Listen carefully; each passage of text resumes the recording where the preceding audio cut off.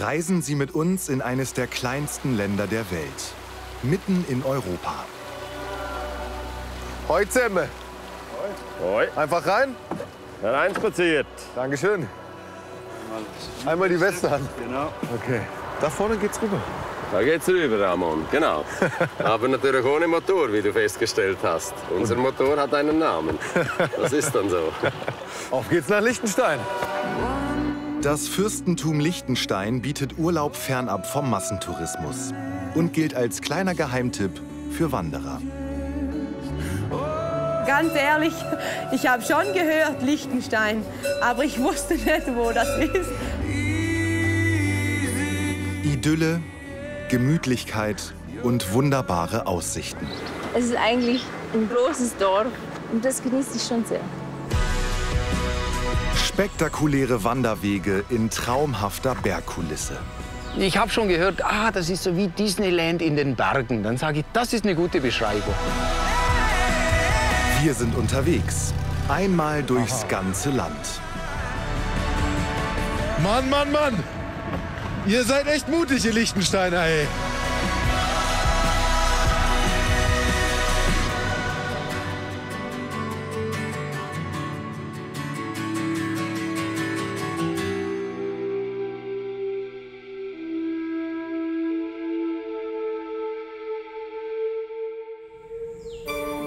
Das Fürstentum Liechtenstein liegt zwischen der Schweiz und Österreich.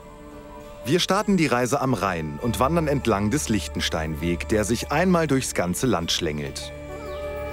Wir besuchen die Hauptstadt Vaduz mit ihrem Schloss, entdecken das Tiefland rund um die Gemeinden Schaan und Eschen und klettern auf die Berge rund um Malbun auf über 2000 Meter. Aber wie kommt man überhaupt nach Liechtenstein? Die Schweiz und Liechtenstein trennt nur der Rhein. Wir setzen mit dem Boot über, einem besonderen Boot. Schon okay. Ja, Ramon, du suchst dir da wirklich einen speziellen Weg aus. Ja. Liechtenstein. Ich habe mir das ein bisschen einfacher vorgestellt, ehrlich gesagt. Aber okay. Wir sind auf einem sogenannten Pontonboot unterwegs. Ursprünglich sind das Schweizer Militärboote, die für den Bau von Behelfsbrücken eingesetzt wurden. Mit Liechtenstein verbindet die Schweizer Pontoniere eine besondere Geschichte. Ja, 1927 ist hier der ganze Bach etwas höher gekommen, viel Hochwasser. Gab dann hier einen Dammbruch und hat dann viele Teile des Liechtensteiner Unterlandes überschwemmt. Und das war eigentlich auch der Gedanke oder der Ursprung für die Gründung des Pontonierfahrvereinbuchs, weil aus der ganzen Schweiz kamen Hilfeleistungen, Pontoniere von Aarau, von Bern, Basel, alle reisten an aus Schaffhausen und haben hier geholfen, die Leute gerettet. Heute nutzen Rolf Pfeiffer und seine Crew die Boote für den kräftezehrenden, traditionellen Pontoniersport. Zu schauen, wie wir mit der Strömung eigentlich arbeiten, wie das einfach von sich so geht. Ey, mit einem Affenzahn, ne? Und das geht dann halt so schnell, wie es geht.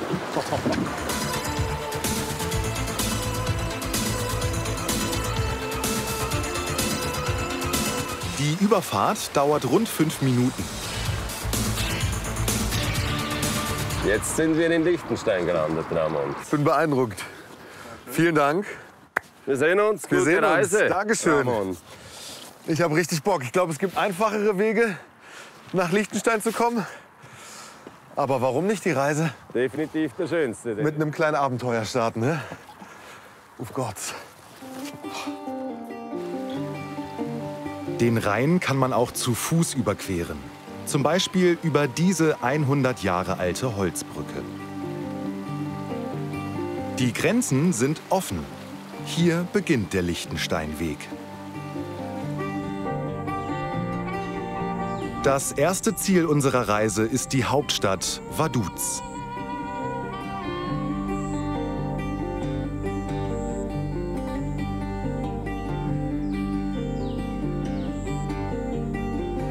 In der Hauptstadt des Fürstentums sind wir mit dem wohl bekanntesten Liechtensteiner verabredet. Da ist er doch. Das ist er, der Büchsi. Hey, grüß dich. Ramon. Hoi, sagt man, gell? Hoi, willkommen in Liechtenstein. Vielen Dank. Schön bist du hier.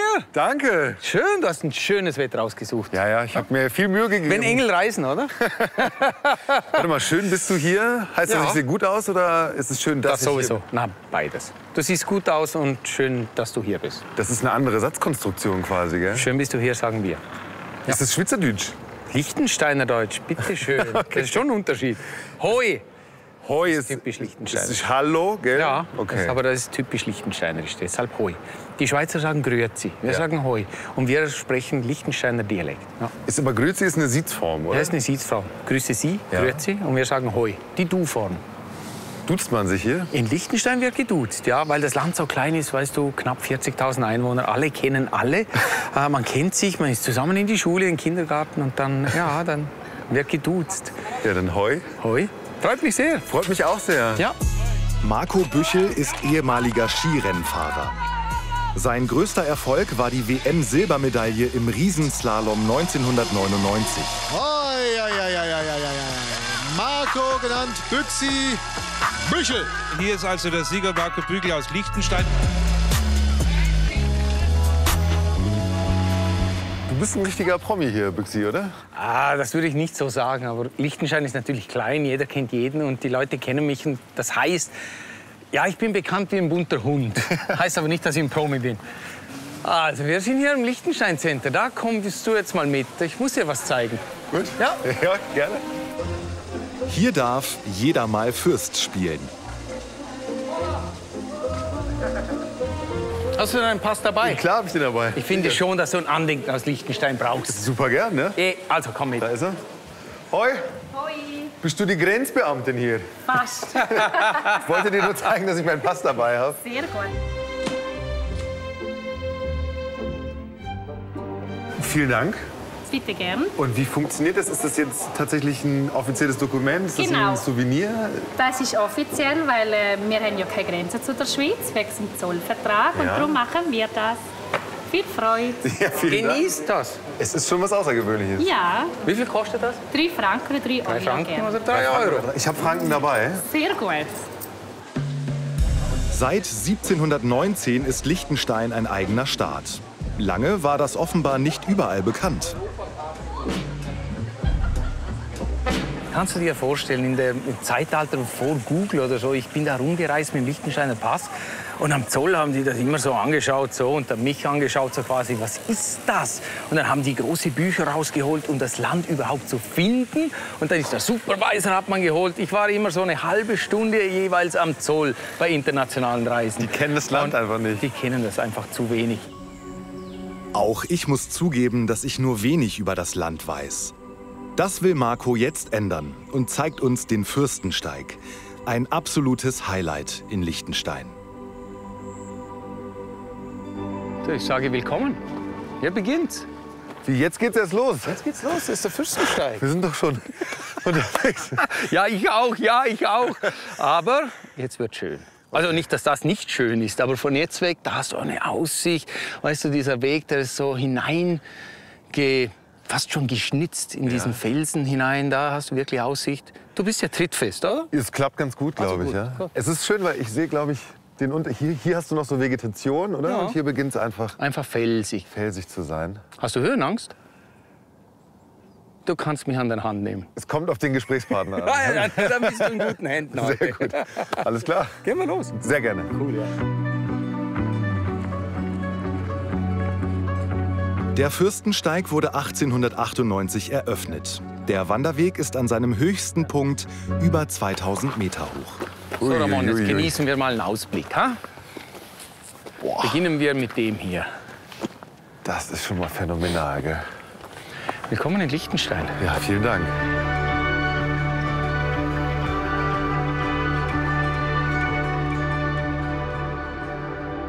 Von hier siehst du schon ziemlich viel, ja.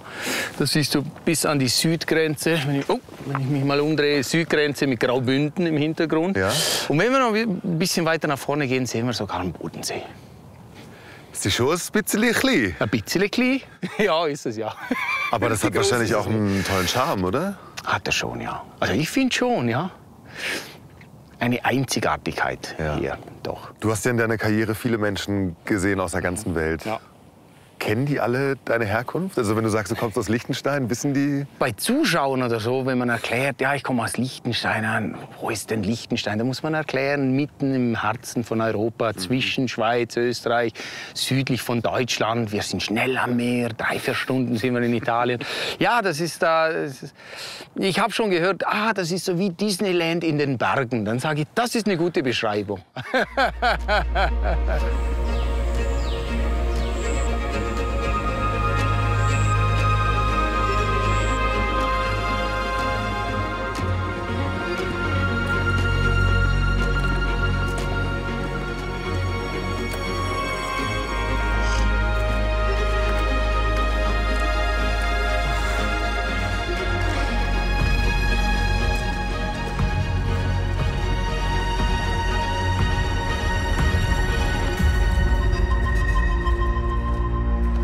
Also ganz im Ernst, ne?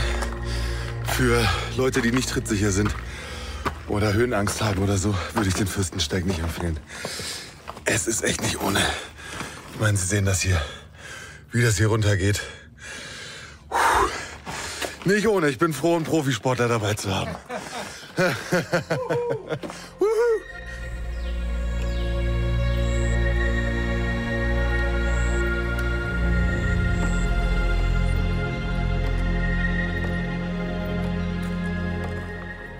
Boah.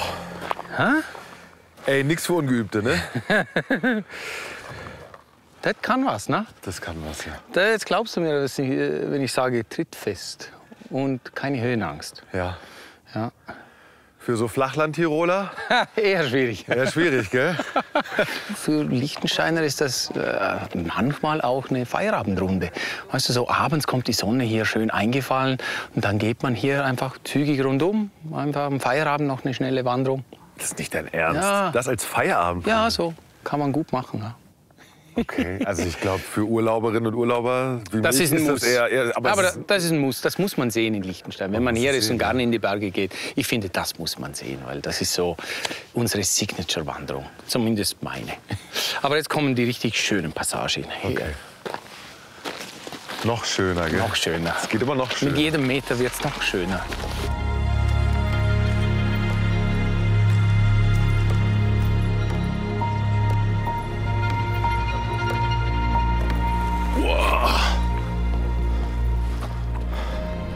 Mit dir kommt man ja an Orte, ey.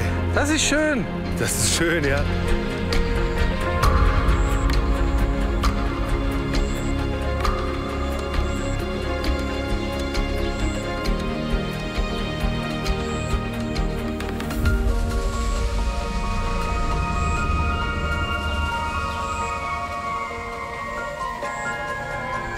Ich bin ein sehr stolzer Liechtensteiner. Meine Frau sagt immer, sie ist Schweizerin. Sie sagt immer, also, ja, deine Heimatliebe ist recht groß. Und ich bin weltoffener Mensch, aber ich bin halt schon gar nicht so hier. Die Wurzeln sind schon, die sind stark gewachsen für mich, ja. Du bist hier geboren und aufgewachsen in Liechtenstein, ne? Ja, in Liechtenstein schon, nicht gleich hier, aber ja, in Liechtenstein. Nein, das Interessante ist, geboren in der Schweiz, weil wir damals, so wie auch heute, keine Geburtenabteilung im Spital hatten. Und deshalb bin ich in der Schweiz auf die Welt gekommen. Aber ja, ich bin Ur-Liechtensteiner und ja, jetzt dann mit 52 Lenzen, alle die 52 Jahre in Liechtenstein verbracht, nie irgendwo anders gelebt und gewohnt. Liechtenstein ist bei vielen eher als Steuer- und nicht als Urlaubsparadies bekannt. Ist es jetzt gekommen, wie es ist, dass Liechtenstein ein Finanzplatz geworden ist, der ausschließlich Weißgeld annimmt. Also wirklich da auch eine Vorreiterrolle spielt und probiert da mit gutem Beispiel auch voranzugehen. Natürlich, das sind Fehler gemacht worden früher. Und ich bin froh, es ist so, wie es momentan ist, wie es jetzt ist und den Weg, den Liechtenstein jetzt beschreitet. Also auch das ist ein Grund, jetzt auf mein Land auch stolz zu sein, der Weg, der eingeschlagen wurde. Am nächsten Tag folgen wir weiter dem Liechtensteinweg. Von Vaduz wandern wir nach Triesenberg, einer Gemeinde mit einer besonderen Geschichte.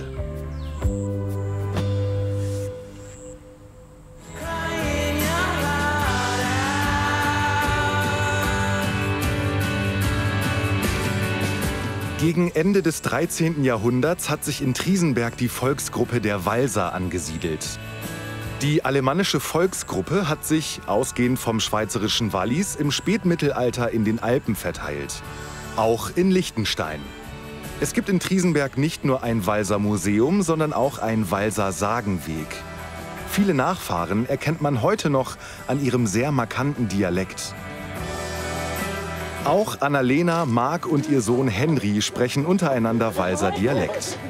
Sie betreiben hier einen Lama- und Alpaka-Hof, der genau auf dem Liechtensteinweg liegt. Hallo Marc, Hallo. grüß dich.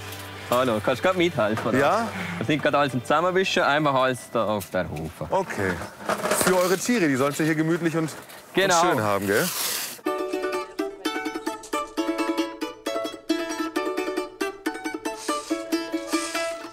Je länger wir da sind, desto mehr kommt der Walser Dialekt durch. Wenn es so viel Gras draußen hat, dann gehen sie am liebsten immer neben dazu. Ja, sie brauchen. Und das Heu ist natürlich dann nicht so fein, weil man sieht eben saftig, dass da überall um mich ausschaut, oder? Hey, ich habe nicht alles verstanden, was du gerade gesagt hast. Gell, ist ein schwieriger Dialekt. Ja, also, es ist ein schöner Dialekt, aber sagst du es mir noch mal? Auf Hochdeutsch. Naja, so. Also, der Dialekt, den ich spreche, ist der Triesenberger Dialekt. Aha. Und deshalb verstehst du das vermutlich nicht. Ist er noch mal unterschiedlich als der Dialekt in den anderen Gemeinden? Ja, ganz genau. Der Triesenberger Dialekt ist der einzigste Walser Dialekt, den wir hier in ganz Liechtenstein haben. Und deshalb versteht man uns nicht immer gut. Walser heißt aus dem Wallis. Genau, aus dem Walsertal, ja, genau. Ja. Im 13. Jahrhundert sind die Walser da gewandert und haben irgendwann gedacht, das ist der schönste Fleck, da bleiben wir. Und ja, wir sind jetzt die Nachkommen und sprechen deshalb noch diesen Dialekt. Spricht der Henry auch einen Dialekt? Ja, aber voll, nur Dialekt. Aha. Ich glaube, der versteht dich im Hochdeutsch Deswegen versteht er mich gar nicht. Ja. Okay. Hoi, Henry. Er hat keine Zeit. Er arbeitet am muss Heu. jetzt, ja, genau. Er denkt halt, ja, ich meine Genau, das Heu. er Gell? muss jetzt da arbeiten. Auf dem Hof halten Annalena und Marc 32 Lamas, ein Alpaka und einen Mischling. Das gesamte Jahr über bieten sie Trekkingtouren mit den Tieren an. Stimmt es, dass man denen nicht so in die Augen gucken sollte, weil sie sonst... Also, es hat einer, der ganz grosse dort hinten, siehst du, mit dem weißen langen Hals. Ja. Einer mag nicht, wenn man mir direkt in die Augen schaut. Aber sonst musst du eigentlich keine Angst haben. Normalerweise spucken die Tiere nur untereinander Okay. und nicht gegen die Leute. Ausser du gibst ihnen das Futter und sie haben das Futter nicht und du bist einfach gerade zur falschen Zeit am falschen Ort. So, haben wir das schon alle gefangen. Das wäre der Balu. Hallo Balu. Hoi. Da hat man da der Grosse, das ist der Trulli. Hoi Trulli. Und das ist der Teenager da, das ist der Fred. Hoi Fred, ist ja ein bisschen rebellisch. Ja, das ist halt ein Teenager, das ist so ein richtig pubertierender Bengel. Und die zwei sind aber schon viel älter da. Der ist schon 10 Jahre alt und der ist glaube ich schon 14 Jahre alt. Also sie sind sehr erwachsen dann. Für dich wäre der Balu. Ja? Es gibt ein paar wichtige Sachen. Also man darf die Leine bitte nur so heben und nicht um die Hand wickeln. Das ist einfach, falls sie erschrecken oder du von ihnen erschreckst oder irgendwas los ist, wo du dich nicht sicher fühlst, einfach loslassen. Verstehe. Ist kein Problem. Dann, wenn sie berühren will oder streicheln, alles von vorne machen und da am Hals. Und das bedeutet für sie Stopp. Man darf sie umarmen. Selfies darf man machen, ist eigentlich alles erlaubt. Und wir laufen von da los, wir machen eine ganz kleine Wanderung. Wir haben super schöne Aussichten. Ich freue mich sehr. Ganz schöner Platz. Die Lamas haben es der Familie angetan. Marc, der ursprünglich Drucker gelernt hat, kümmert sich in Vollzeit um den Hof. Annalena arbeitet zeitweise als Krankenpflegerin.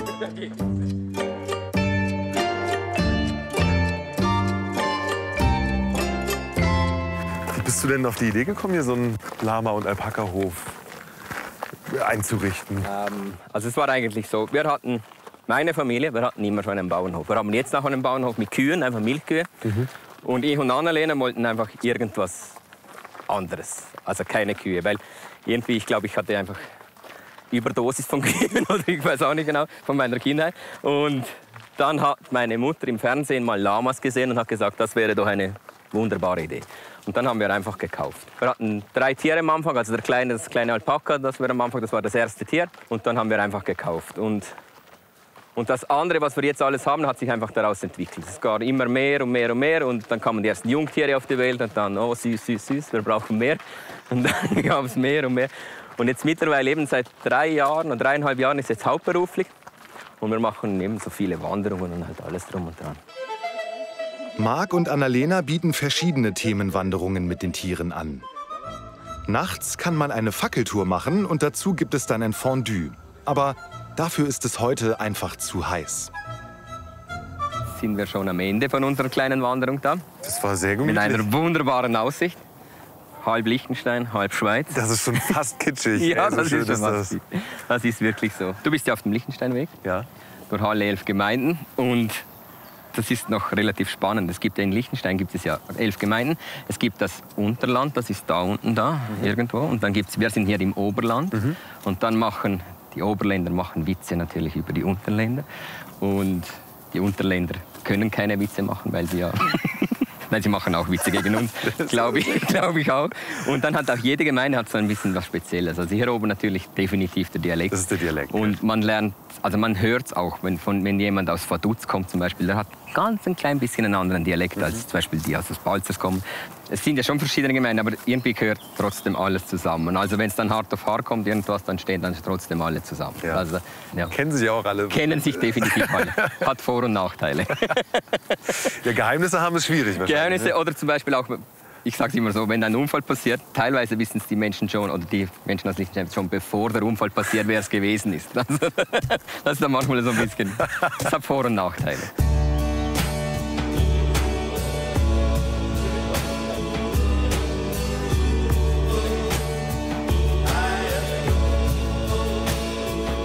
In ihrem Hofladen bietet die Familie unter anderem Produkte aus Lamafell und sogar Lamawurst an. Wer hier etwas kaufen will, bedient sich und hinterlegt die entsprechende Summe. Nein, was ist das hier?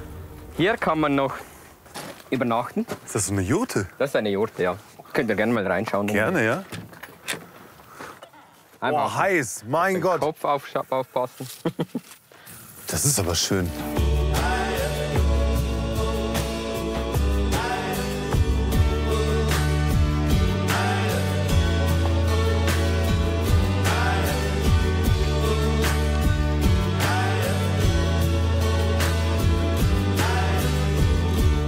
Ich muss sagen, bevor ich hierher gekommen bin, hatte ich so ein bisschen, ich glaube, so ein klischeehaftes Bild von Liechtenstein, oder? Steuerparadies. Haben, glaube ich, alle.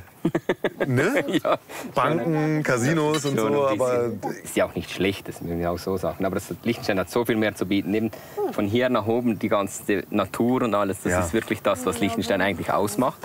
Und das ist wichtig, dass man das überall weiter verbreitet. Das große Ganze sieht große, auch, oder? Genau, genau. Und nicht nur einfach nur die Banken sieht und alles. Es gibt einfach mehr hier, definitiv. Also ich habe auch mehr Berge gesehen als Banken jetzt in meiner Zeit, wo ich hier bin. Das kann gut sein. Zum guten Glück. Na dann guten Appetit, gell? Gleichfalls. Auch dir, Henry, guten Appetit.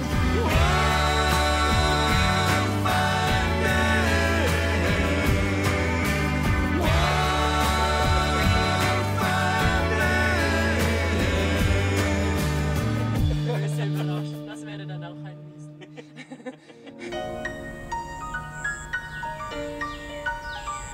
Und jetzt genießen wir noch ein wenig das wunderbare Panorama und verlassen Triesenberg in Richtung Unterland.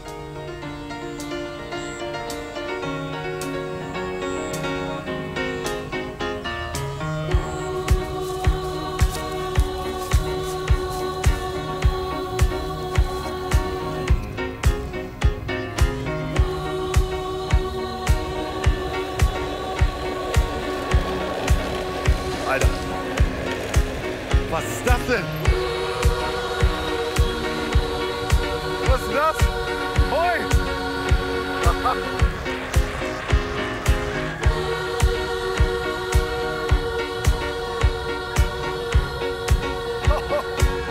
Robin, freut mich. Robin, ich bin der Ramon. Du heißt? Marino. Marino, grüß dich. Was ist denn das? Das ist ein Drift-Trike. Ein Drift-Trike? Ja. Hoi. Hoi. Und was sagen die Leute, wenn ihr hier an denen vorbeirasselt? Das ist unterschiedlich. Also ein paar zeigen uns den Vogel oder so und die meisten denken dann aber, ja, das ist eine coole Sache. Ja. Dann winken sie aus dem Auto oder ja. Ihr seid ganz schön mutige Jungs, ne? Drift-Trikes sind spezielle Dreiräder, um eine asphaltierte Strecke hinunterzurutschen. Vorne sehen sie aus wie BMX-Räder, hinten haben sie aber Rollen aus PVC, mit denen man rutschen bzw. driften kann. Ich bin super nervös, ne? Ja, waren wir beim ersten Mal auch. Aber ja? Wann habt ihr angefangen damit? Ich mache es schon seit 4, 5 Jahren etwa. Und ja, er fand es da mega geil.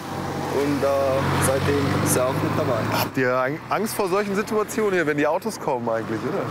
Ja, man muss schon aufpassen, aber wir haben noch so Kopfhörer, dann können wir uns verständigen. Und jetzt ab auf die Piste. Gute Fahrt. Dankeschön, es war sehr nett, dich kennengelernt zu haben. Ja, wenn irgendwas passiert, sag meiner Mama, mein bester Freund schuldet mir noch 10 €. Mach ich gerne. Alles klar, auf geht's. Okay. Die Drift-Trikes können eine Geschwindigkeit von bis zu 100 Stundenkilometer erreichen. Aber es geht vor allem um das Driften.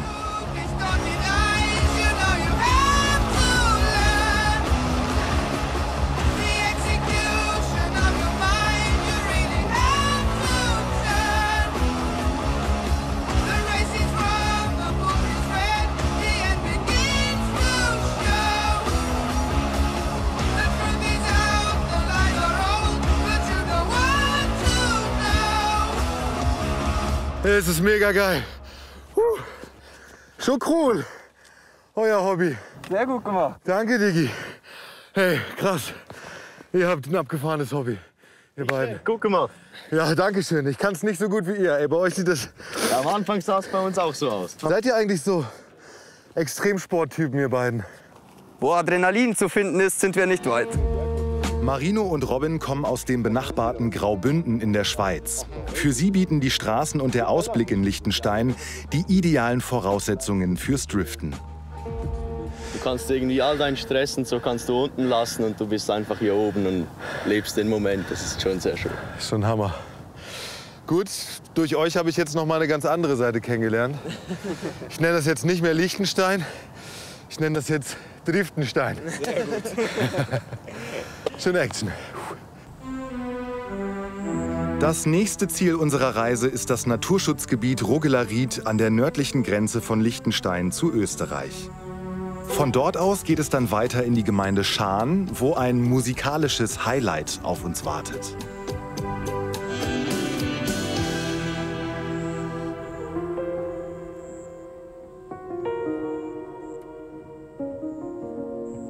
Die einzelnen Etappen des Liechtensteinweg kann man sich individuell zusammenstellen.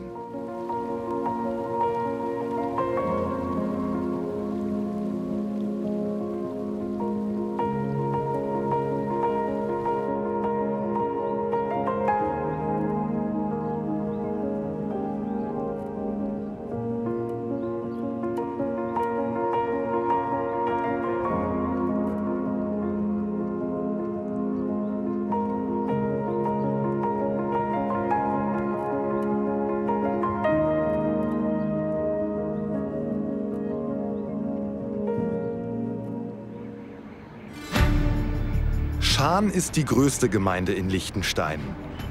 Rund ein Viertel aller Industriebetriebe des Landes sind hier zu Hause. Manche sind Weltmarktführer auf ihrem Gebiet.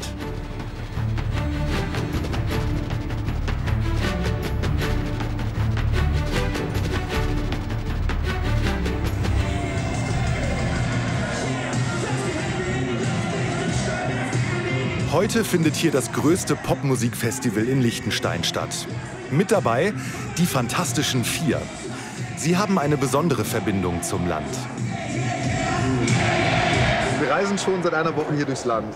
Das ist für uns das Mega-Paradies. Aber eine Woche lang durch Liechtenstein reisen, das heißt, ihr habt alles mindestens 3-mal gesehen. Ich war in jedem Ort mindestens 3-mal. Wir sind ja auch jetzt keine Liechtenstein-Profis, obwohl Liechtenstein so ein bisschen zu uns zu gehören scheint.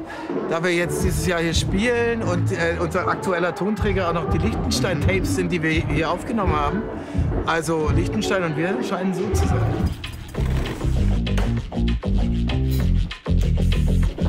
Hey, ist es die da am Eingang steht? Oder die da, die dir den Kopf verdreht? Ist es die da, die mit dem dicken Pulli anmacht? Nein, es ist die Frau, die freitags nichts kann. Ist es die da? Wer live aufnehmen möchte oder halt irgendwie mit Instrumenten in Top-Qualität, bester Platz. Tatsächlich war das der Grund, nach Liechtenstein zu kommen. Für uns war es nicht Liechtenstein, sondern dieses Studio. Weil das einfach alles bietet in großem Ausmaß, weil wir eben auch sehr viel Analogtechnik wollten und gleichzeitig aber auch mit sehr viel Digitalkram ankamen. Da bräuchten wir also Hardware und Software, also sprich auch den Engineer, die das eben drauf haben. Und die andere Variante wäre gewesen, ich weiß auch, das wurde sogar über die Abbey Road Studios gesprochen und dachten wir auch, was sollen wir denn da? Lass uns lieber nachgehen, was nicht so weit weg ist und wo wir wissen, dass wir ganz klar die Technik haben. Und wir sprechen auch wesentlich besser Liechtensteinerisch als Englisch.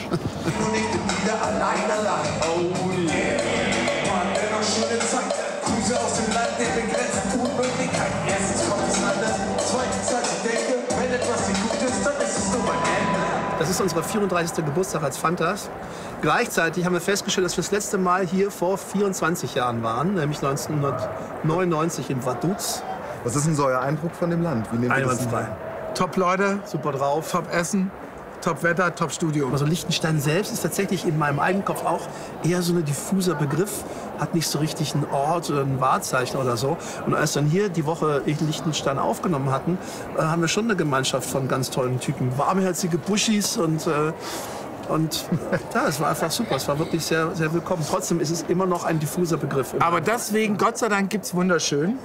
Weil ihr macht aus dieser diffusen, geldverklärten Romantik jetzt mal einen Ort, den es wirklich genauer anzuschauen zu entdecken gibt. Ja. Und genau das machen wir jetzt. Für die nächste Station unserer Reise geht es hoch hinaus nach Malbun, auf über 1600 Meter.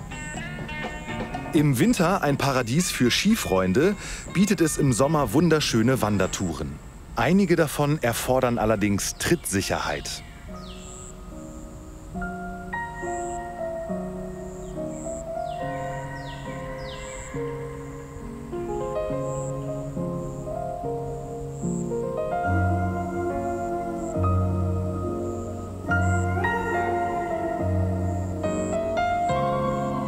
An der Bergstation der Sesselbahn Sarreis auf über 2000 Metern haben wir eine Verabredung mit einer Trailrunning-Gruppe. Hoi! Hoi, Ramon. Schön, euch zu treffen. Wie geht's euch? Gut, und dir? Gut, es war jetzt ein bisschen anstrengend, hier hochzukommen. Aber ich glaube, wir haben noch viel mehr vor, gell? Ja, genau. Wo geht's hin? Zur Pfälzer Hütte. Wo genau ist die? Über den Fürstin-China-Weg. Auf den Augstenberg und dann zur Pfälzer Hütte runter. Heidebim. Wie weit ist das? Eine gute Stunde. Wie viele Kilometer? Was war's? Bei 4. Ja. 4. Das schaffen wir. Das schaffen wir. Gibt es irgendwas zu beachten? Du bist trittsicher, oder? Ihr habt auf jeden Fall das festere Schuhwerk an, sehe ich. Ich habe hier so die Frosch-Variante gewählt. Wir helfen dir. Okay, alles klar. Ich freue mich. Dann auf geht's, oder? Ja. Gut. Ja. Los geht's. Trailrunning ist Geländelauf. Häufig auf anspruchsvollen, schmalen Pfaden. Meistens wird recht schnell gelaufen. Der Fürstin-Gina-Weg eignet sich aber auch als klassischer Wanderweg. Boah, geht das hier steil runter, ey. Alter Schwede.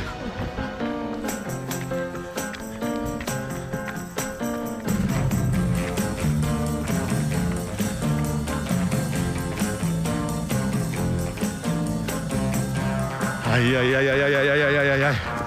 Boah, hier geht's ja über Stock und Stein, Michaela. Ja, genau. Boah. Das ist ja das Schöne. Ja, es ist schön, aber es ist auch nicht ganz ungefährlich, ja? Die Idee für die Trailrunning-Gruppe hatte Michaela 2022.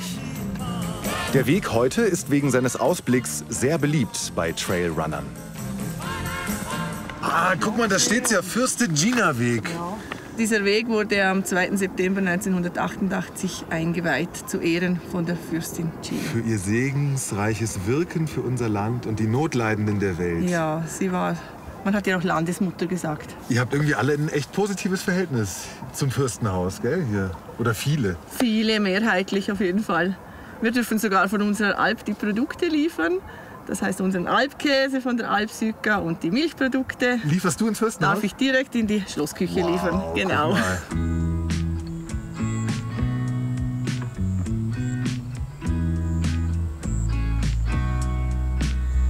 Dieser reizvolle Weg liegt mitten in einem Pflanzenschutzgebiet. Im Sommer blühen hier unzählige Wildpflanzen. Schau, hier haben wir Silbermänteli. Ja. Dann ist hier ein Wundklee. Sieht aus wie ein Löwenzahn, ja? Ja, die Farbe ist gelb, aber sonst überhaupt nicht. Ganz was anderes. Genau. Ein Bergbaldrian. Dann haben wir hier noch Bärenklau.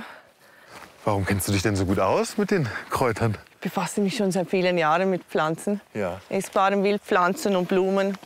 Ah, die sind alle essbar? Nein, teilweise ja, aber hier dürfen wir nicht.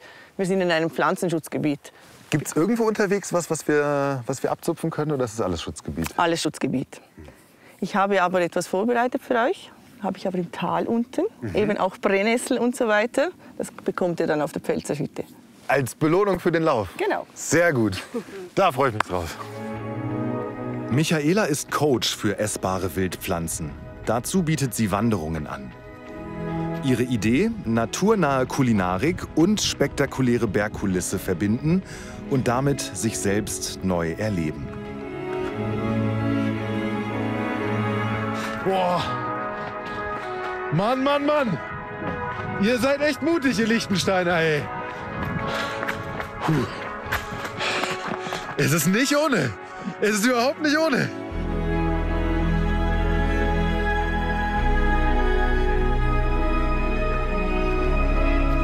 Nein! Woo! Hammer! Super, gell?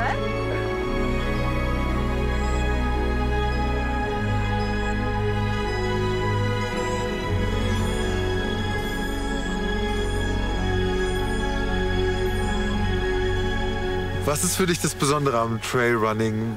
Wie fühlt sich das für dich an? Trailrunning ist für mich die beste Erholung, die es gibt. Man ist in der Natur, draußen, an der frischen Luft und man kann einfach total abschalten. Und mir kommen immer die besten Ideen während dem Laufen. Das ist Erholung pur. Erholung? Du bewegst dich doch hier. Genau. Man könnte meinen, es widerspricht sich, ist es aber nicht. Man fühlt sich danach so wohl und gut, dass, ja, da geht die Anstrengung schnell vergessen. Ja. Das stimmt. Nach 2 Stunden erreichen wir pünktlich zum Sonnenuntergang den höchsten Punkt der Tour, den Gipfel des Augstenberg auf 2359 Metern.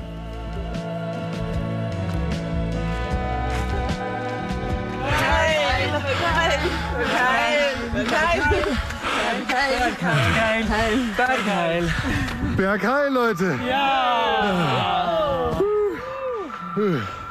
Sauber. Sauber. Bravo. Vielen Dank. Vielen Dank für die schöne Tour. Hier oben ist es so schön.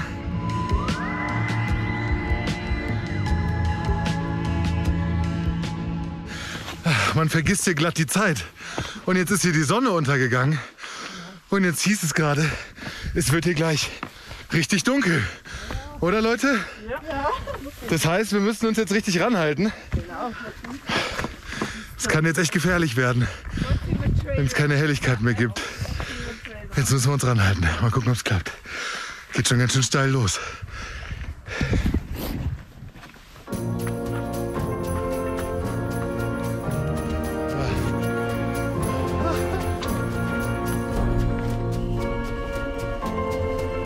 Ziel ist die Pfälzer Hütte in 2108 Metern Höhe. Mit einer leckeren Überraschung von Michaela. Das ist Butter mit Fichtenspitzen gehackt und eine Malvenblüte drauf. Brennnessel-Apfel-Törtchen, aber ich habe sie salzig gemacht. Das sind Berberizensablés. Und hier sind Waldrandschnecken. Das ist Wilder Majoran in Olivenöl, so eine Paste.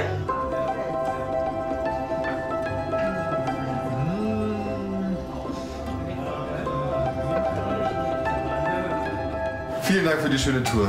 Danke. Es hat super viel Spaß gemacht. Und Liechtenstein mal so zu erleben, das ist ein ganz anderes Gefühl. Ich kann es nur empfehlen. Prost. Prost.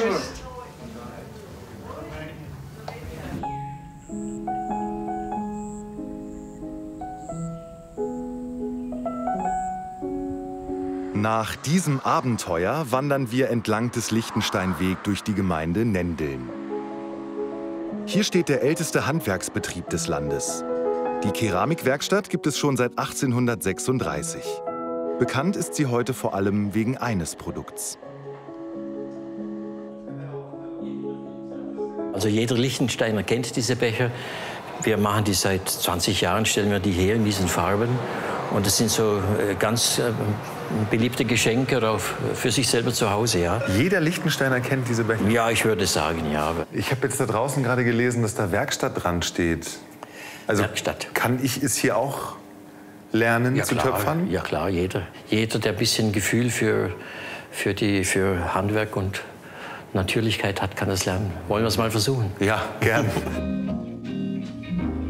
Besucher können auf Anfrage Keramik selbst bemalen. Wir wollen als Andenken eine Müsli-Schüssel verschönern.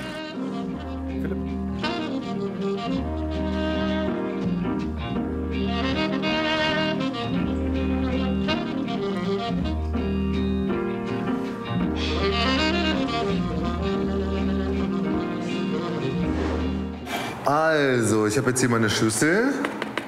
Guck mal, das sind die Farben von Liechtenstein. Blau. Das wird noch dunkler, das Blau. Ja, ja, auf alle Fälle. Gehen wir zum Ofen.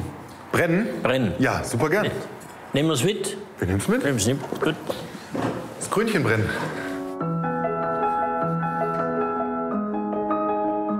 Ich wollte dir noch was zeigen. Schau mal. Für die Regierung. Für die Regierung? Ja, Liechtensteiner Wappen. Ja. Goldrand. Das sind Geschenke, die unser das Sekretariat kauft, wenn unsere Politiker ins Ausland reisen und Geschenke mitbringen. Aha, okay. Geschenke mitbringen sollen. Das ist aber kein echtes Gold. Das ist echtes Gold. Das ist echtes Gold? Ja. Echtes Gold, also 12%ig, nicht ganz 12%iges Gold. Brauchst du die alle, oder? Die sind reserviert für die Regierung. Ah, ja, okay. Übrigens, das Gold kommt aus dem Westerwald. Liechtenstein ist heute eines der reichsten Länder der Welt. Das war aber nicht immer so. Ja. Heu? Wir waren ein sehr armes Bauernland, ja. Und erst nach dem Zweiten Weltkrieg ging es dann so richtig los. Und bis dahin gab es hauptsächlich Landwirtschaft. Und ja, die Töpferei hier war eigentlich einer der ersten Betriebe, der auch Lehrlinge ausgebildet hat. Philipp werden wir am Ende unserer Reise wieder treffen. Denn er hat noch ein ganz spezielles Hobby.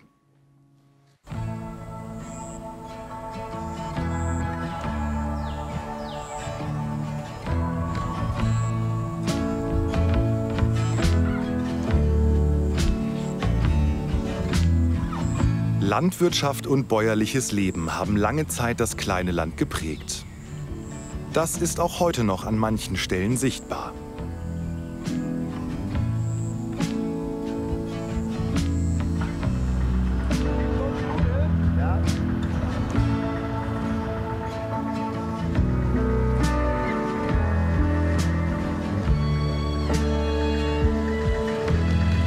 Die Menschen, die wir jetzt treffen, wollen genau an die Zeit erinnern, als die Liechtensteiner überwiegend Bauern und arm waren.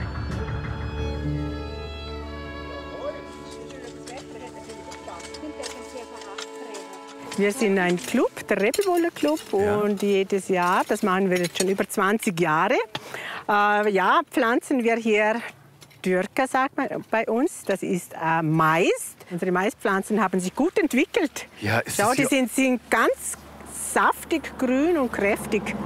Wenn ich schon hier bin, kann ich euch irgendwie helfen bei der Arbeit? Ja, das kannst du gerne. Ja? Ja, bitte sehr. Ich muss ja auch wissen, wie man euer Kulturgut schützt. Ja. Oder? Da kann ich mitmachen. In einer Art Freilichtmuseum mitten in Eschen baut der Rebelwohler Club den Mais an. Aus dieser Frucht wird das Nationalgericht Rebel hergestellt. Dem Verein ist es wichtig, dass dieses Wissen nicht verloren geht. Auch junge Mitglieder eines anderen Vereins machen mit. Du bist in diesem Jahr auch zum ersten Mal dabei hier? Ja, also wir haben das Projekt mit dem Rebelwohler Club heuer das erste Mal. Ja. Wir waren einfach interessiert, wie die Tradition und der Brauchtum Rebel bei uns auch so das ganze Jahr über gelebt wird. Und wir möchten die Kultur auch von Liechtenstein halt weiterleben und kennen. Ja. Ich finde es ja lustig, weil viele andere junge Leute interessieren sich ja oft gar nicht so für Brauchtum oder für Traditionen. Gehen vielleicht mehr auf Partys in Clubs oder so. Das ist schon schön, dass ihr hier da irgendwie auch an der Geschichte eures Landes noch ein bisschen mitwirkt. Also ich glaube mal, dass bei uns auch der Ausgang und die Party sicher auch nicht zu kurz kommt. Ich verstehe. Alles klar, sehr gut. Auf dem vielleicht kleinsten Maisfeld der Alpen wird jedes Jahr im Mai neu eingesät. Alle Vereinsmitglieder pflegen das Feld gemeinsam. Der Zusammenhalt, auch zwischen den Vereinen, spielt eine große Rolle. Es gibt hier eine schlaue Statistik, die auch besagt, dass wir die höchste Vereinsdichte wahrscheinlich haben, die es gibt. Glaubst du, ja? Weil wir einfach so ein kleines Land sind und wirklich, es gibt für alles fast einen Verein. Und ja, die beleben einfach das Dorfleben, also wie auch wir. Darum haben wir sind aus der Musik gekommen und haben diesen Verein gegründet, einfach, dass wir das Gesellige und auch die Kultur fördern möchten. Ja. Und ich glaube schon, dass das ohne nicht gehen würde. Im Oktober, wenn der Mais reif ist, wird er geerntet und in der alten Eschener Mühle zu Maisgrieß verarbeitet.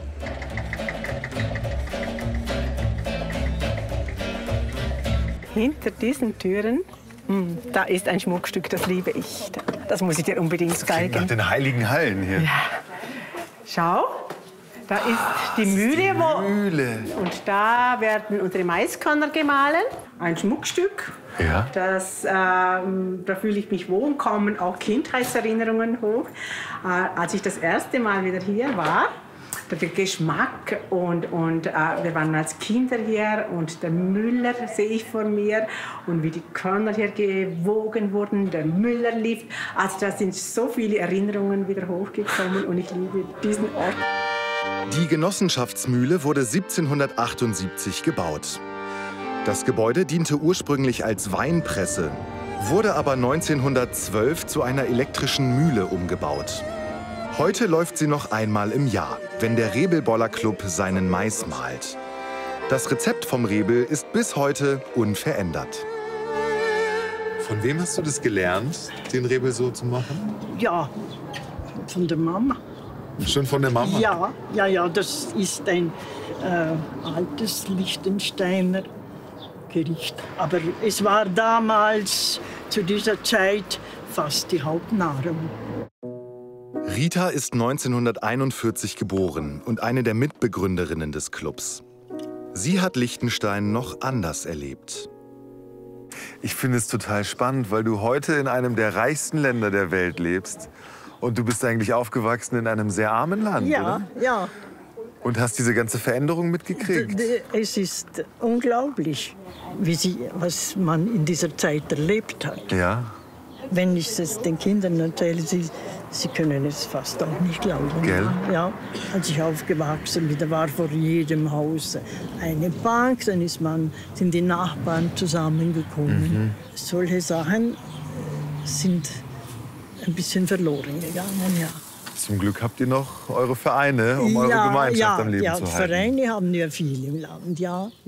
Und das hilft dann auch noch zusammen und man hat es gesellig und ja, es ist schön. Ja. Guck mal, hier wohnet's.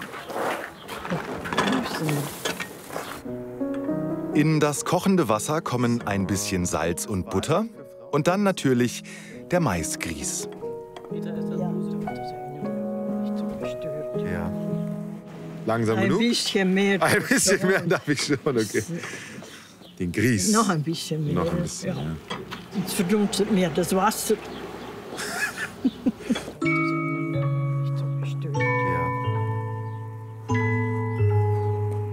Jetzt ist es dann soweit. Er löst sich schön, oder? Es duftet sehr gut. Es riecht sehr lecker. Ja. Danach muss der Rebel etwas quellen und noch geröstet werden.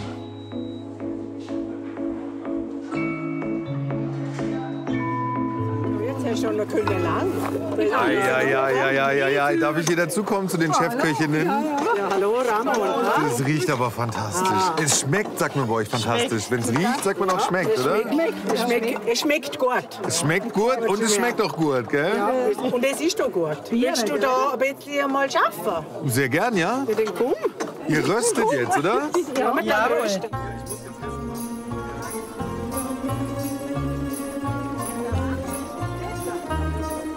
So? Ja, lass ihn mal fallen, das kommt schon ganz gut. Ja. Weiter musst du noch rösten. Jetzt muss noch weiter geröstet werden, okay. Dann ist alles in bester Ordnung. Dann können wir ihn dann genießen. Sehr gut.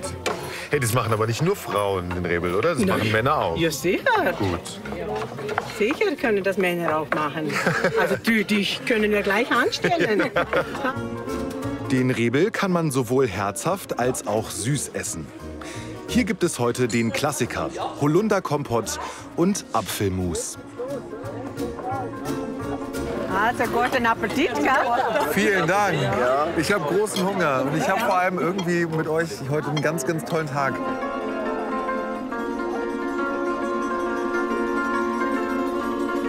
Das schmeckt hervorragend. Ja, ja, wunderbar. Hast du das noch nie gehabt? So? Ich habe noch nie Rebel gegessen, nein. Siehst. Das ist sehr köstlich. Die Reise hat sich gelohnt. Ja? Die Reise hat sich gelohnt, ja. Was ist jetzt auch das? Was ist da los? Weißt du was? Die haben den Rebel gerochen und die haben Hunger. Und jetzt spielen sie ein Lied, damit sie was umsonst kriegen. Ja?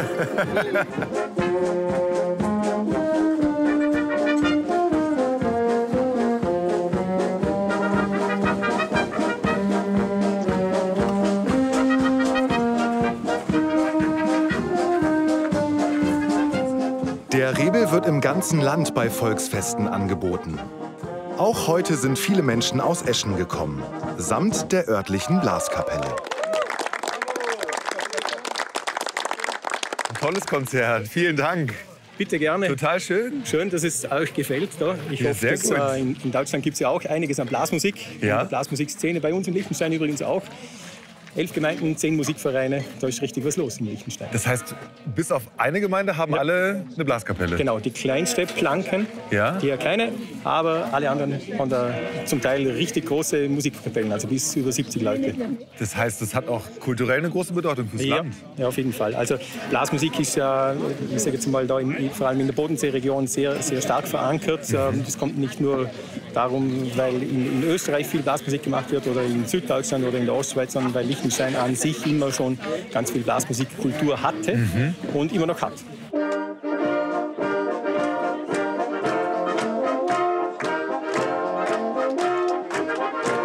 Die Seele des Landes ist die Verbundenheit und das Herz A am richtigen Fleck und B auch am richtigen Ort, also im Sinne der räumlichen Gegebenheiten.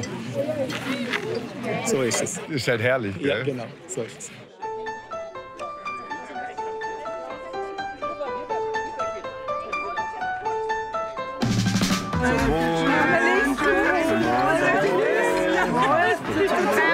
Auf euch und auf Liechtenstein.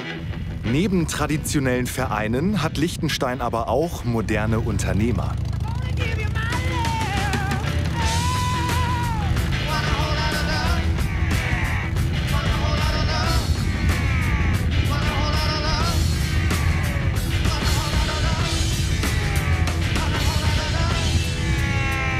Liechtenstein ist ein Land, wenn du Gas gibst, kannst du was erreichen. Weil das ist ja alles hier. Wir haben eine super Industrie, wir haben ein super Kleingewerbe, wir haben wirklich vom Bauer bis zum Schlosser, wir haben alle hier.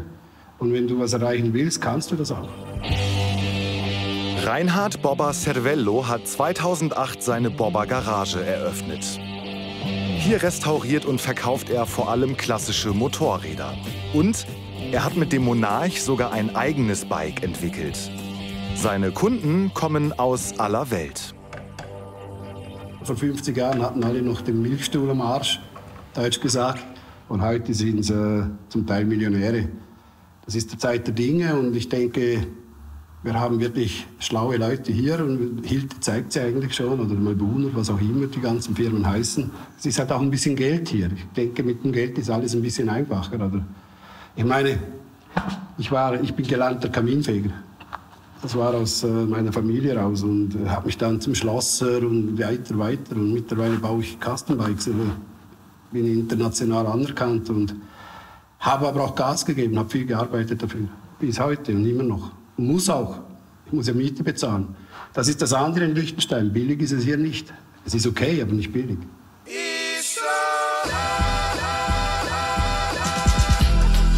Viele seiner Kunden besuchen ihn in seiner Werkstatt. Oft zeigt er ihnen dabei die schönsten Strecken im Land.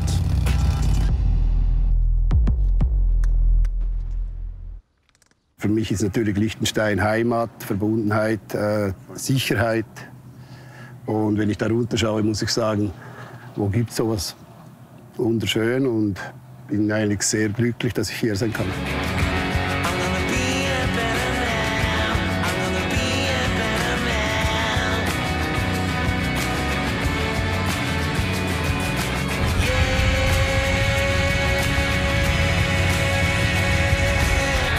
Jeder 16. Liechtensteiner ist heute Millionär. Laut UNO ist das Pro-Kopf-Einkommen in keinem Land der Welt höher.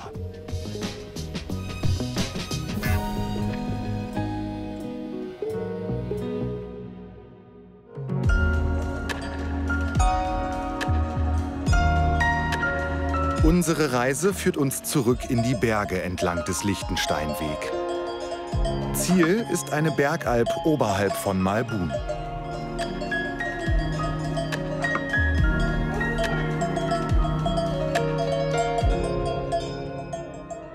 Hoi! Hoi! Ich bin der Ramon. Ich bin Franziska. Hallo Franziska, grüß dich. Freut mich. Ich bin der Praktikant. Ja, super. Bist du bereit? Ja. Wir müssen loslegen. Zum Melken? Sonst, ja. Ja, gerne. Genau. Ich habe was mitgebracht für dich. Kühe warten schon auf dich. Wie geht jetzt auch das? Ja, nicht so einfach, ha? Für einen Stadtmann. Flachland-Tirol. Ja, genau. Geht das so? Weiß ja, ich nicht, musst super. du sagen. Gehen wir. Ja? Ja.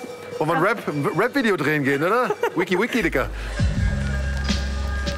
Insgesamt 87 Kühe sind den Sommer über auf der Alp. Aus ihrer Milch wird Bergkäse hergestellt. Franziska Profanta stammt aus der Schweiz und arbeitet seit 2019 jeden Sommer auf der Alp. Also, das kommt jetzt hier rein. Kann ich mich da einfach durchdrängeln? Einmal durchdrängeln, ja. Ein bisschen rüberdrücken, dann machst du dir schon Platz. Hoi, ich bin der Ramon.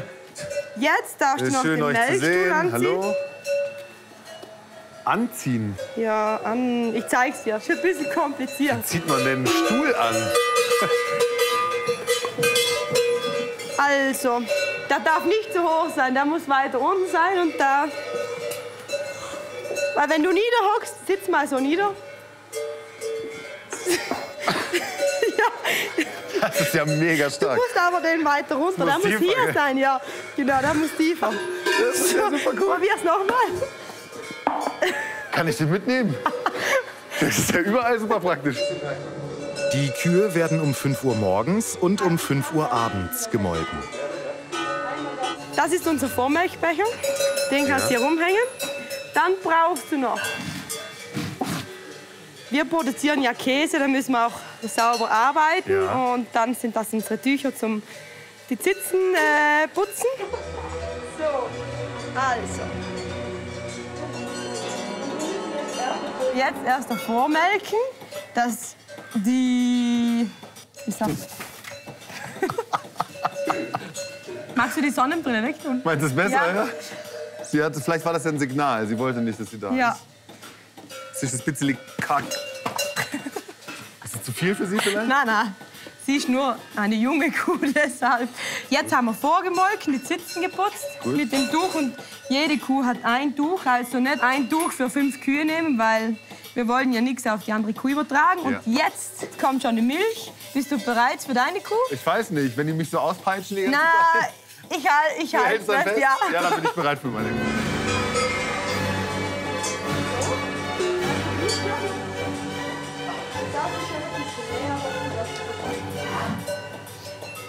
So ist schon gut jetzt. Das reicht schon? Ja, Und jetzt die anderen aber auch? genau. Alle 4 müssen wir. Gut. Mit Gefühl und nicht mit Gewalt, gell? Ich weiß, ja. Ich bin echt unsicher. Ich habe total Respekt davor. Alles gut. Vor Tieren sowieso. Ich möchte nicht wehtun. Dann bist du ja der beste Praktikant. Hoi, ich bin der Ramon. Ich will nichts Böses. Katrin Moser ist die Sennerin auf der Alp und kommt wie Franziska aus der Schweiz.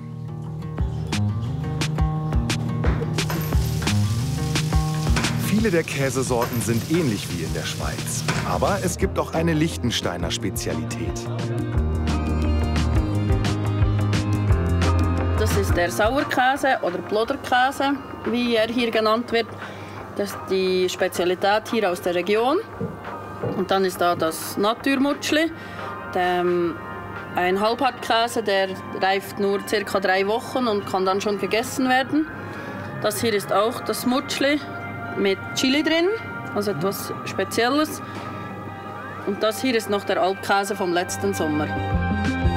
Katrin und Franziska wohnen und arbeiten hier. Im Sommer sind sie rund um die Uhr bei den Tieren. Viel vom Land haben sie noch nicht gesehen. Was war damals dein erster Eindruck von dem Land, als du hergekommen bist? Ja, ganz ehrlich, ich habe schon gehört, Liechtenstein, aber ich wusste nicht, wo das ist. Und ich wusste, ich wusste schon, dass es in der Nähe von Schweiz, aber ich wusste nicht, ob die hier Schweiz, also so einen Schweizer Dialekt haben. Ich habe mich auch nie darüber informiert. Ja. Ich bin jetzt den 3. Sommer hier und wenn wir hier auf der Alp sind, sind wir auch hier. Weil am Abend, wenn 7:30 Uhr Feierabend ist, bis wir essen, dann ist 8:30 und danach fällt man ins Bett und um 4:45 klingelt wieder der Wecker. Das heißt, vom Rest des Landes kriegst du gar nicht so viel mit? Na, nicht viel. Aber ich kenne diesen Fleck hier und das ist für mich schon mehr als genug. Ja. Die Kühe gehören Bauern aus Liechtenstein, die ihre Tiere im Sommer hoch auf die Alp bringen. Im Sommer über gehören die ja uns. Wir schauen drauf und wenn die dann holen, ja, fängt man an zu weinen, weil man jeden Tag so viel mit denen Zeit verbracht hat. Oh. Ja. Und eben beim Alpenabtrieb laufen wir ja von hier nach Vaduz. Und dort kann man den Weg runter den ganzen Sommer Revue passieren lassen. Man kann über die schönen Dinge nachdenken, man kann alles noch so, ja. Reflektieren? Genau, oder? Ja. Man hat ja hier nicht nur Zeit, über die Arbeit nachzudenken, sondern auch über das Leben. Deshalb kommen dann oft Fragen auf, die man dann, ja, da man dann einen Schnaps braucht, weil man nicht weiß, wohin und wie weiter und ja. Hey, krass, das heißt, über Liechtenstein bist du ein bisschen näher an dich selber rangekommen eigentlich?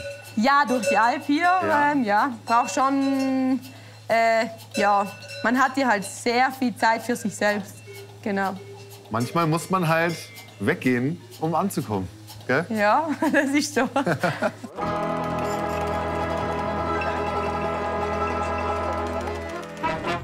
Zur Alp gehören auch Schweine. Und die füttern wir jetzt. Aber Vorsicht! Beißen sie? Ein bisschen, ja. Wirklich? Ja. Also wenn sie dich jetzt beißen und du fällst um, innerhalb einer Stunde bist du weg.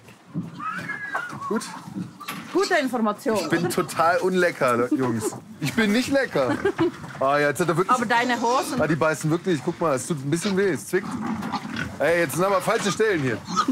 Hey, ja. Die Alp arbeitet nachhaltig. Die Molke von der Käseherstellung bekommen die Schweine zum Fressen.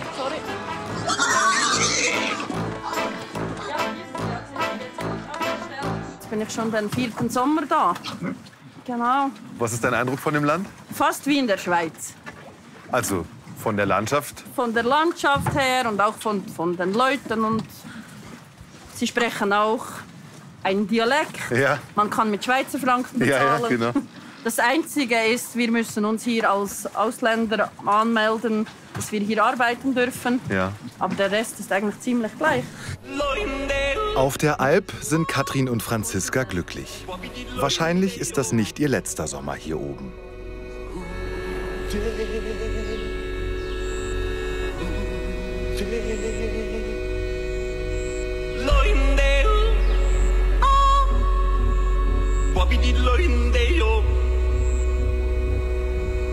Wir kehren noch mal zurück auf die Pfälzer Hütte, um zu übernachten.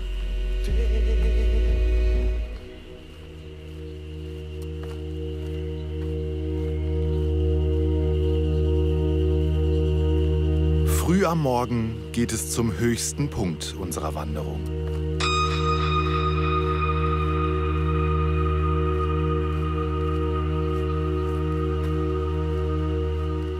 Ja, guten Morgen. Guten Morgen. Hallo. Hi, Thomas. Hallo.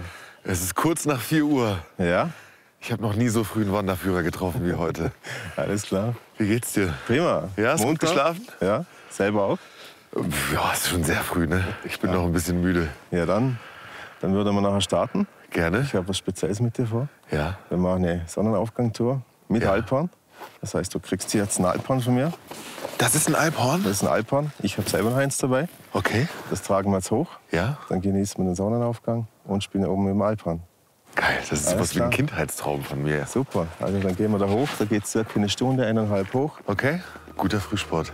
Klar. Alles klar. In dem Fall. Auf geht's. Gut. Thomas Tichy bietet das ganze Jahr über besondere Wandertouren an. Im Winter mit Schneeschuhen, im Sommer mit musikalischer Begleitung. Und das in 3 Ländern. Genau an der Grenzlinie zwischen Österreich und Liechtenstein. Jetzt kannst du entscheiden, ob du in Liechtenstein stehen willst oder in Österreich stehen willst. Wir machen ja Urlaub in Liechtenstein, also komme ich mal rüber. Aber du klingst ein bisschen wie ein Österreicher, kann das Genau, sein? ich bin eigentlich ein gebürtiger Österreicher, komme aus Vorarlberg, gerade hier ums Eck. Ja. Und wohne aber in Liechtenstein schon mehrere Jahre im Triesenberg, in den Bergen also direkt, und habe da einen wunderschönen Wohnort gefunden, einen Heimatort. Und bin gerne in Liechtensteiner Bergen unterwegs, aber aufgrund der Nähe ist es auch möglich, dass man hier in Österreich oder auch in der Schweiz unterwegs ist. Und zu dem Berg, den wir hochgehen, das ist genau in der Mitte der Punkt, wo zwischen Österreich, Liechtenstein und Schweiz ist. Also da kannst du dann entscheiden, innerhalb von einem Schritt, wo du jetzt sein willst. Wir laufen in Richtung des Naavkopfs auf über 2500 Meter, dem dritthöchsten Gipfel Liechtensteins.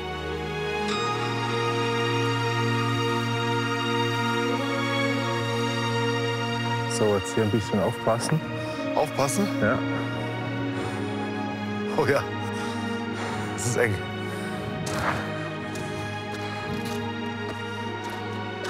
Guck's dir da mal an. Guck's dir mal an. Wahnsinn. Der Sonne entgegen, ja? Oh.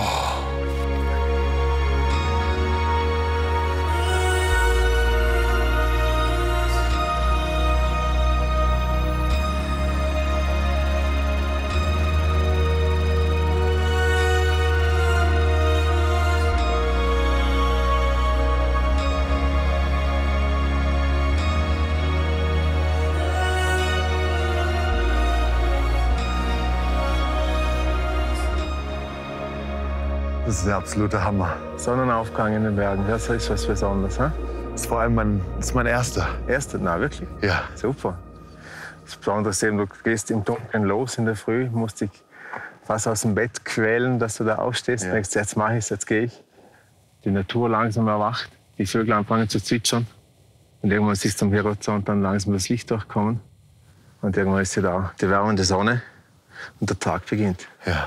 Und die anderen stehen langsam auf und du stehst schon am Berg oben. Danke für das schöne Gefühl. Ja, bitte. Hier darf ich lernen, wie man das Alphorn spielt.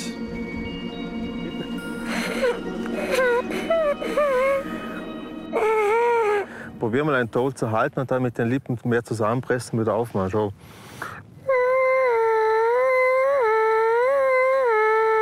Ja, einfach so, wie es macht. Ja, genau. Okay, wir probieren es gleich mal am Horn. Vielleicht klingt es ein bisschen schöner.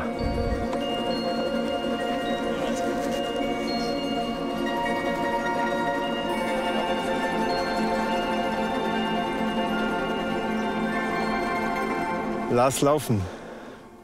Ich löse da nicht eine Lawine mit aus oder so. Nee. Okay, gut. Hui. Dann wollen wir mal.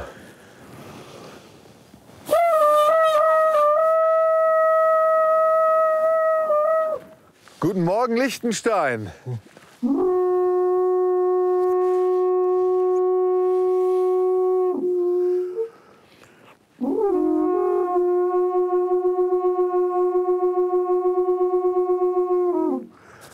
Boah, ist das schön. Probieren wir mal eine Melodie, die du vielleicht im Kopf hast. Ja. Versuchen wir das nachzuspielen.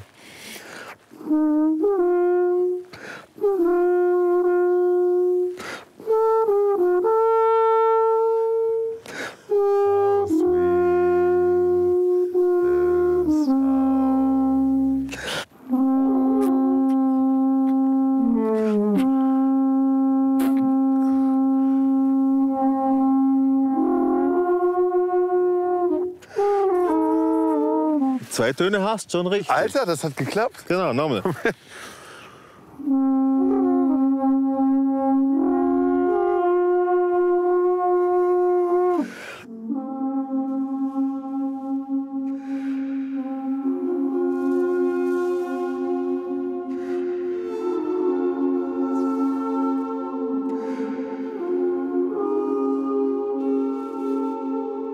Was ich immer finde, ist, wenn man das Echo hört. Also immer so mit dem Echo spielen, irgendwelche Melodien spielen und dann hören, wie das zurückkommt und dann wieder drauf rüberspielen. Das ist eigentlich so genau das Schönste, was man als Alphornbläser, aber auch von der Melodie in den Bergen hören kann. Wenn ich irgendwo mit meinem kleinen Horn unterwegs bin und ich stelle das irgendwo auf, es geht meistens 5, 6 Minuten und schon kommen die Leute, verlassen den Wanderweg, setzen sich hin, hören zu, kommen aus ihrem Trott raus und setzen sich nieder in die Berge und genießen. Und das ist das eigentlich, das ich so schön finde, am Musizieren in den Bergen und auch am Spielen in den Bergen.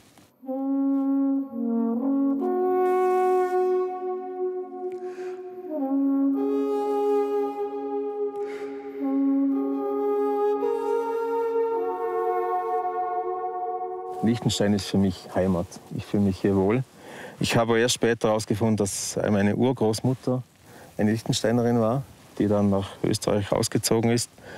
Aber trotzdem spüre ich irgendwie die Verbundenheit hier mit den Bergen. Und ich kenne hier jeden Winkel fast und weiß zu jeder Jahreszeit, wo die schönsten Plätze sind und wie sich die Natur verändert. Und das ist das so schön eigentlich hier, dass es in dem kleinen Raum doch so viele Schönheiten gibt und das begeistert mich immer wieder.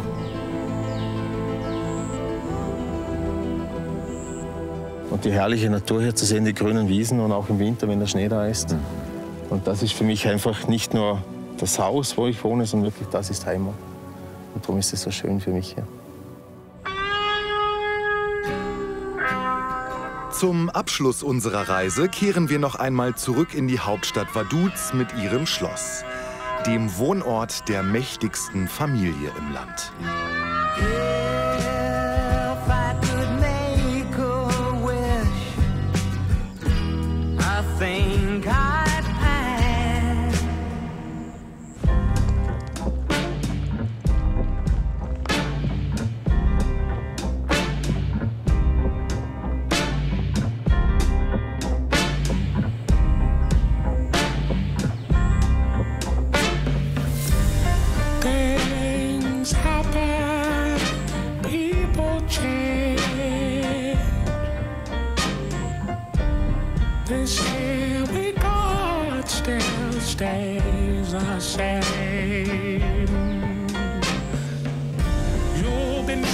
Über den Dächern von Vaduz thront das Schloss, der Wohnsitz der Fürstenfamilie.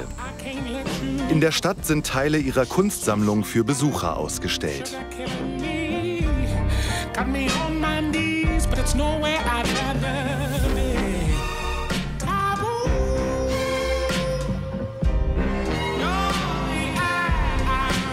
Das Schloss ist für Besucher eigentlich nicht zugänglich. Aber wir dürfen heute ausnahmsweise mal rein.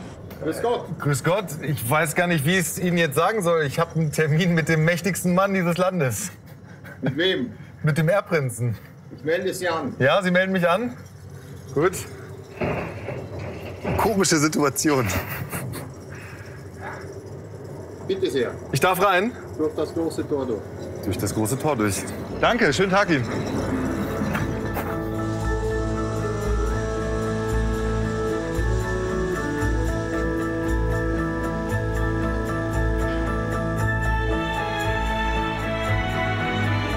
Audienz bei Erbprinz Alois von und zu Liechtenstein.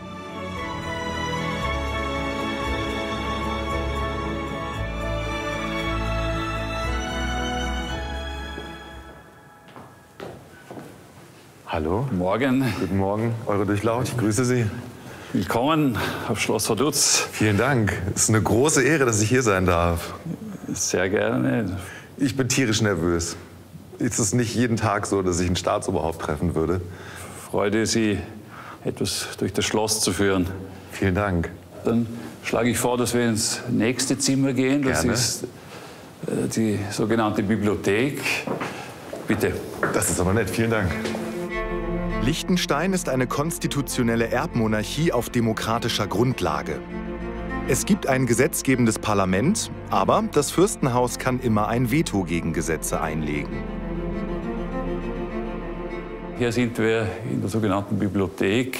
Das ist der Raum, wo Staatsgäste empfangen werden das erste Mal. Aber natürlich, wenn viele Familienmitglieder da sind, dann setzen wir uns auch daher. Da haben wir etwas mehr Platz als in den kleineren Räumen mit den kleineren Salons. Sie sind hier aufgewachsen? Ich bin hier aufgewachsen, ja. Das heißt, Ihr Vater hat hier sicherlich auch Staatsgäste gehabt früher? Genau. Kommt es dann vor, dass man als Kind vielleicht mal aus Versehen irgendwie durchläuft? Das ist auch schon passiert. Es ist natürlich spannend. Hat sehr viel Charme, in seinem Schloss aufzuwachsen. Es ist auch herrlich, um hier Verstecken zum Beispiel zu spielen mit den Schulkollegen. Das glaube ich. Es braucht dann zwar manchmal ewig, bis man jemanden gefunden hat, aber das war etwas, was natürlich populär war. Der Erbprinz hat die Regierungsgeschäfte von seinem Vater, dem Fürsten von Liechtenstein Hans Adam II., im August 2014 übernommen. Zuvor hat er das fürstliche Privatvermögen verwaltet. Es wird auf mehrere Milliarden Euro geschätzt. Das ist ein Foto einerseits von meinem Vater mit seinem Großvater. Ja. Und das ist ein fast identes Foto mit meinem Urgroßvater und ich als junger Bub. Sie sind ja der Erbprinz, also die Nachfolge ist klar. Wie wird man da rangeführt an diese Aufgabe? Es ist doch sicherlich auch ein Druck, oder? Ich merke es jetzt mit meinem eigenen Sohn, da kommt man so graduell hinein. Also das ist das eine, und dass man zu Gesprächen mit hinzugezogen wird, dass er Erfahrungen sammeln kann. Also das ist aus meiner Sicht fast das Wichtigste. Und so kann man dann sukzessive hineinwachsen, und dann muss man sich natürlich irgendwann für sich die Entscheidung fällen, ja, ist das etwas, was man gerne ausüben würde oder nicht. Und ja, in meinem Fall macht mir das zum Glück sehr Spaß. Ja. Ihnen war das klar, dass Sie das auf jeden Fall machen möchten? Ja, natürlich gibt es so irgendwann so in der Jugendzeit, also sagen wir, so im Teenageralter, wo man sich fragt, naja, habe ich es jetzt wirklich so gerne, was sind andere Optionen? Aber ich finde es eine sehr spannende Aufgabe, auch wo man viel gestalten kann. Und wie sieht der Alltag eines Erbprinzen aus? Gehen Sie eigentlich selber hier einkaufen im Supermarkt oder so? Ja, also durchaus. Wenn ich mal eine neue Zahnbürste oder neue Rasierklingen brauche, dann kaufe ich das selber ein. Dann gehen Sie selber los? Beziehungsweise wenn ich zum Friseur, meistens mache ich im Rückweg vom Friseur, dass ich dann diese Einkäufe tätige. Ja, das mache ich selber. Ja. Das ist klingt ja nach einem ganz normalen Alltag. Ja, es ist das Glück eben hier, dass man sehr normal auch in seinem tagtäglichen Leben sein kann.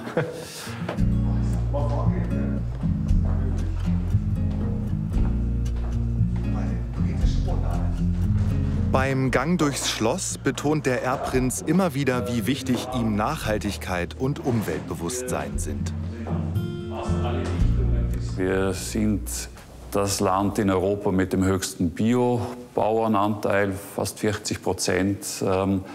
Und haben auch, glaube ich, den höchsten Anteil oder einer der höchsten Anteile an Solaranlagen.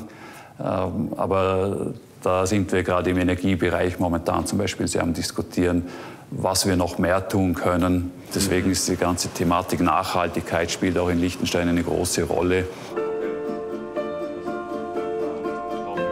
Und obwohl Liechtenstein kein eigenes Militär hat, verirren sich trotzdem manchmal Soldaten ins Land. Stimmt eigentlich diese Geschichte, dass vor einiger Zeit mal ein paar Schweizer Soldaten hier aus Versehen ins Land reingekommen sind? Das passiert von Zeit zu Zeit. Es wurde auch schon mal aus Versehen nach Liechtenstein geschossen. Es ist aber zum Glück nur irgendwelche Wiesen getroffen.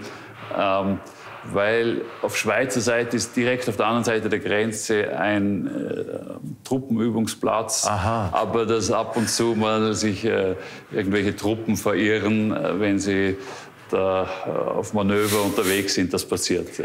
Das ist ja gut, dass Sie lachen können. Ich glaube, andere Länder würden da ganz anders reagieren wahrscheinlich. Gell? Ja, wir haben ein sehr gutes und enges Verhältnis mit der Schweiz. Ja.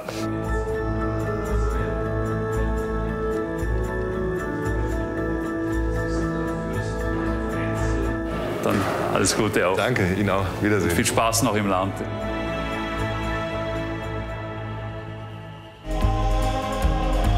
Zum Abschluss unserer Reise wollen wir noch einmal hoch in die Berge und treffen Tina Weirater, eine sehr erfolgreiche ehemalige Skirennfahrerin.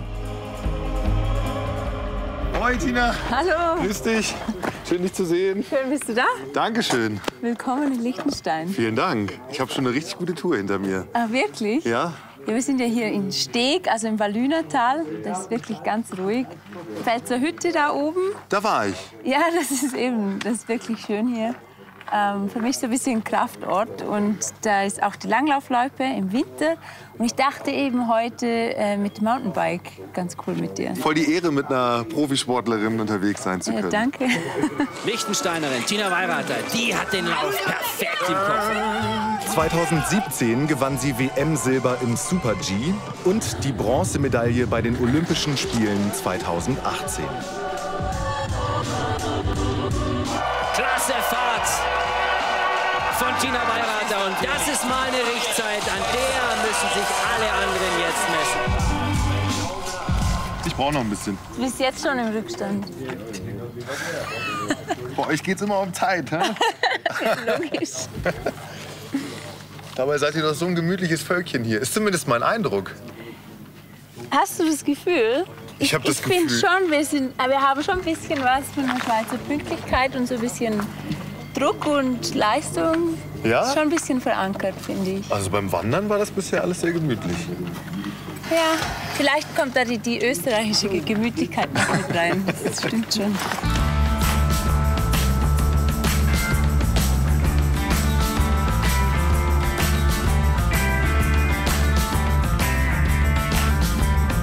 Moin miteinander. Hoi, Thema. Wären Sie so lieb, es offen zu lassen? Vielen Dank. Danke. Neben den vielen Kühen können wir auch noch andere Tiere entdecken, beziehungsweise hören. Hey. Da! Murmeli!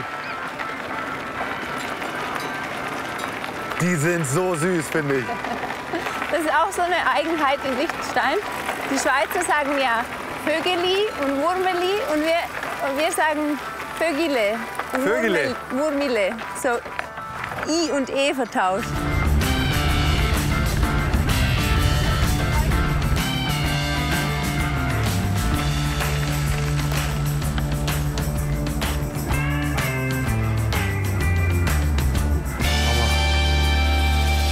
Hammerschön. Du bist viel in den Bergen wahrscheinlich, gell? Ja, schon. Es gibt mir halt Kraft. Also es ist so ruhig hier.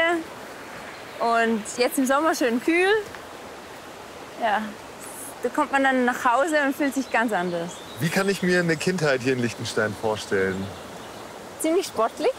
Ich glaube, fast alle lernen Skifahren, gehen in den Skiclub, sind sonst irgendwie im Turnverein und jeder geht halt irgendwo hin nach der Schule. Und die meisten mehrere Dinge. Also ich habe dann auch mal Fußball gespielt. Da wurde ich dann ein bisschen gehänselt, weil ich war das einzige Mädchen und dann bin ich da nicht mehr hin. Aber man probiert halt unterschiedliche Clubs aus. Und ja, ich bin dann beim Skifahren geblieben. Nach einigen Verletzungen hat Tina ihre Karriere 2023 beendet. Liechtenstein ist sie treu geblieben. Es ist eigentlich ein großes Dorf. Und trotzdem haben wir halt eine eigene Regierung, also einen ganzen Landesapparat. Fürsten sogar. Das ist irgendwie schon witzig. Aber es ist halt doch schwer zu übertreffen. Die Lebensqualität, die man hier hat, das ländliche und das städtische zusammen, man hat eigentlich alles. Aber ohne das ganz große Verkehr und den Lärm. Und das genieße ich schon sehr.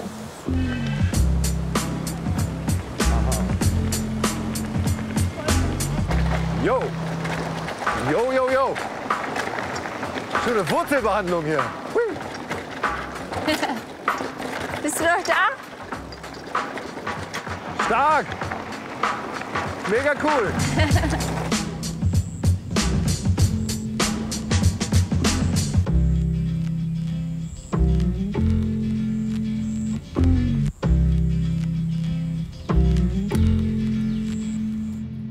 Das war eine richtig schöne Abschlusstour mit dir jetzt. Ja, es war echt schön. Ich finde, dieser Lichtensteinweg ist schon was ganz Besonderes, dass man durch alle Gemeinden durchkommt eines ganzen Landes und Ja. alle Ortschaften mal sieht. Das sind ja 75 Kilometer. Ja. Also in Deutschland wäre das nicht zu wandern. Das geht nicht, nein. Vor allem nicht durch alle Orte durch.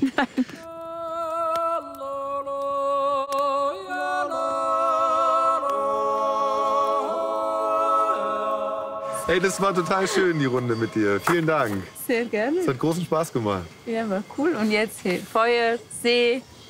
Das hat was ziemlich Romantisches. Ja, ist schon romantisch. Weißt du was? Ich habe auch noch eine kleine Überraschung für dich vorbereitet. Philipp von der Keramikwerkstatt macht sein Versprechen wahr. Hallo mal, heute sind wir. Das ist meine Jodelcrew.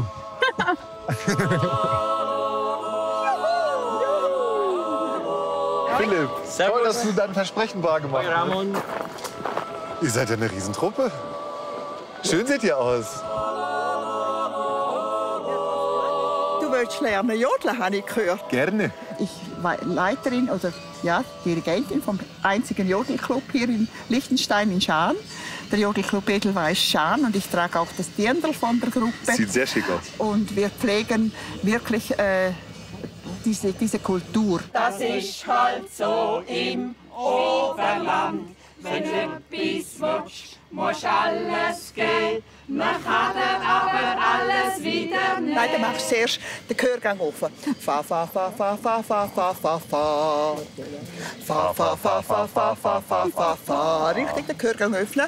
Fa, fa, fa, fa, fa, fa, fa, fa, fa. Fa. Fa, fa, fa, fa, fa, fa, fa, fa, fa. Jo, lo, lo, lo, jo, lo, lo, lo, lo. Jo, lo, lo, lo, lo, lo, lo, lo, lo. Jo, lo, lo, lo, ja, la, lo, lo.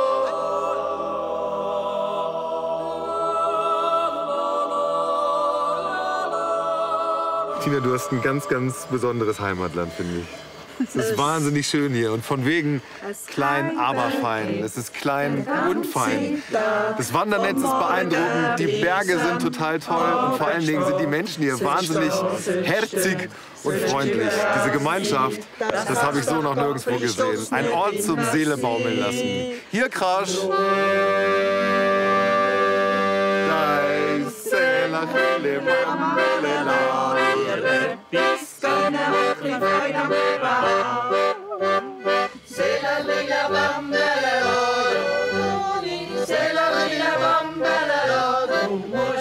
Sela